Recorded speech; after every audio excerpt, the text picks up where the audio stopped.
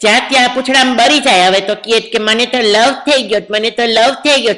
અરે અકલ વગર ના, લવ એટલે ખબર શું? અમારા જમાનામાં તો અમે ખબર નથી કોની હાથે લગ્ન કરવા તા, ઘૂમટો પહેરીને બેઠા પછી દાચું જોતું તાર કાકાનું.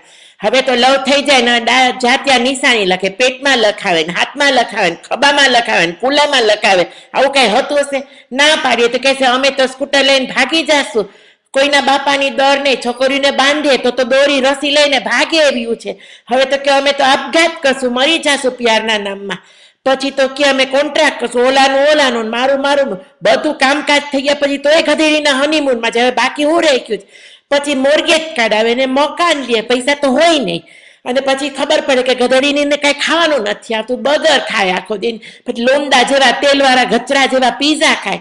પછી સાસુ સસરાને કે હવે ગેટ આઉટ, તમે તો ડસ્ટબિન છો, તમે તો લાયાબિલિટી છો. આવું કઈ સાંભળ્યું છે? પછી ના ગમે એકબીજાને 2 મહિનામાં ઝઘડા થાય કે અમે તો છૂટાછેડા કે અમને તો ડિવોર્સ જોઈએ. અરે અકલ વગર ડિવોર્સ વાળ્યું.